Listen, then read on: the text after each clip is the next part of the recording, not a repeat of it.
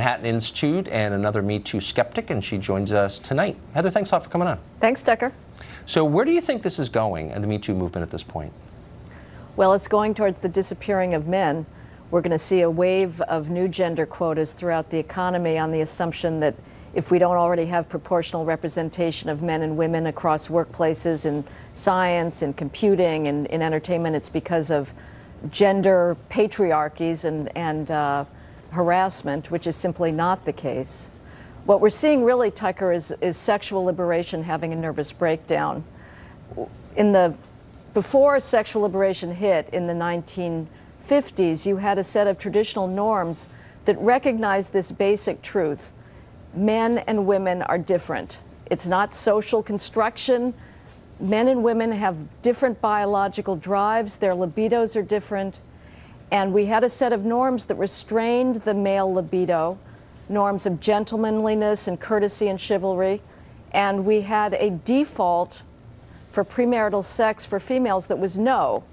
And that gave females the power to say yes, but they didn't have to negotiate with the male libido at every instance of some drunken coupling.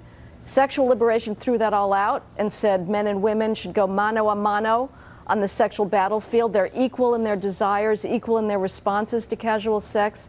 And it turns out when you set the default at yes for premarital sex, a lot of women have a hard time negotiating a no.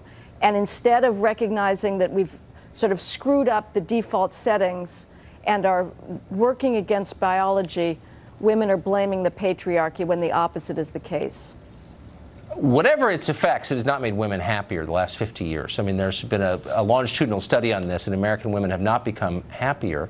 I wonder if you destroy men or complete the destruction of men, they're pretty close to being destroyed, I would say. How does it help women exactly? What will be the effect on women? I think you're going to see a lot of regrets. Why aren't men courting me? And basically, civilization has been created by people with very powerful egos. It is of no relevance to me whether they were male or females. I want a meritocracy. I want people with drive to succeed. And if you have a rule that says powerful men should be out of the picture, I think we are going to reach a civilizational stasis. Yeah. I mean, this has profound consequences. I don't fully understand all of them, but I can smell it. This is a big deal. Heather, thank you for shedding some light on that. Thanks, Tucker. Well, there's all-out war in Silicon Valley. Conservatives are accusing Twitter and Google of censorship because they're committing it, while Facebook has been accused of kowtowing to the Chinese Communist Party because it is. Mark Stein joins us in a minute to weigh in on the Valley's many crises. Stay tuned.